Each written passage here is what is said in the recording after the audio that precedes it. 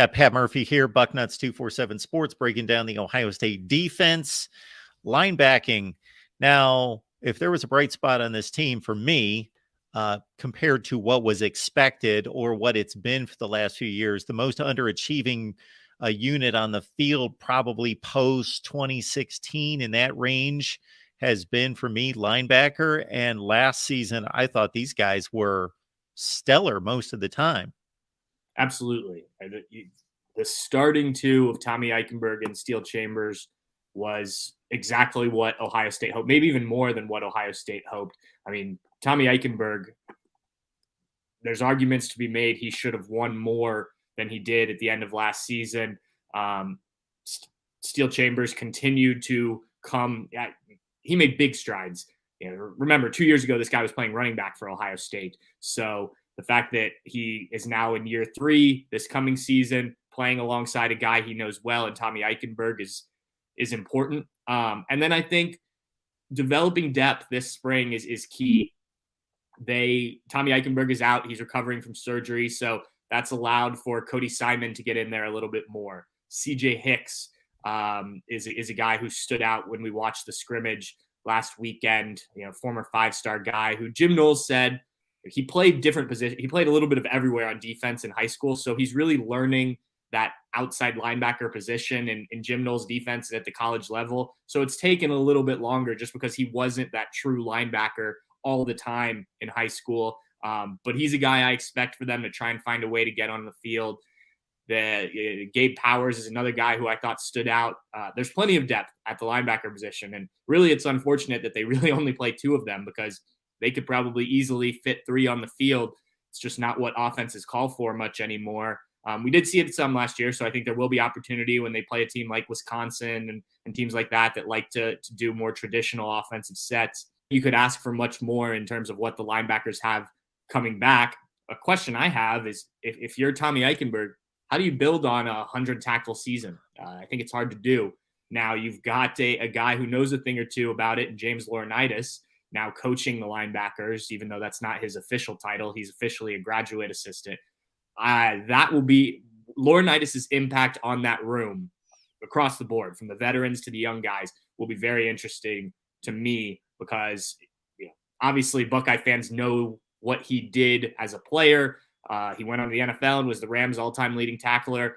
And now in talking to him since he's been back, him as a coach, I think he really knows how to break it down for guys, which I think sometimes is an issue when you have a former player who was so good. But he seems to really get the coaching aspect.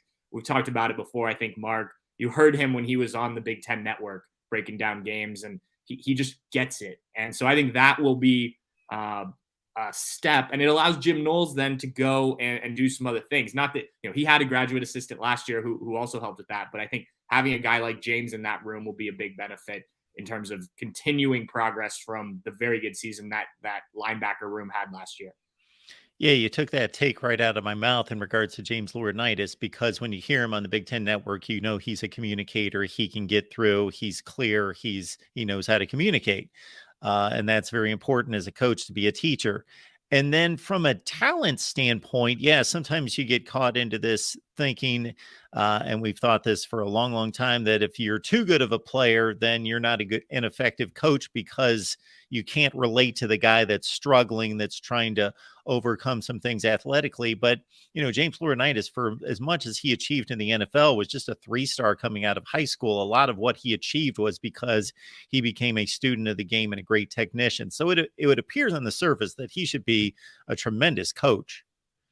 Yeah, absolutely. Like I said, just in talking to him, and this goes back to before he was the coach here, or a coach at Ohio State, talking to him during his time, he was, he's living in Columbus. He was doing local radio. So I got to talk to him a decent amount. He was around the program. You could just tell that this guy understands how to communicate the game. I really enjoyed when he called games on Big Ten Network. He can just teach it. And I talked to him after the first day he was made available, and he was breaking down, trying to explain to a young guy coming up, a freshman, for instance, different gap schemes and things like that. And he's, very animated. And, I'm a guy who is probably on the level of a young player coming in. And if I can understand it, I think those guys who played football all the way growing up will be able to understand it as well. And then you can get more complicated as the guys get older, as you work with a Tommy Eichenberg.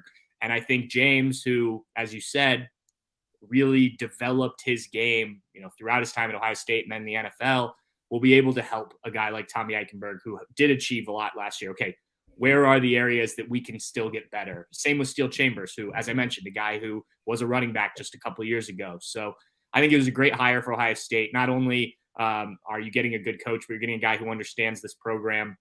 It'll be interesting to see at some point when he's able to recruit on the road, because graduate assistants can only do that on campus and make phone calls right now, how much of an impact he makes because of all of what we were just talking about. But, I think he all around was a great hire for Ohio State and will certainly help this defense.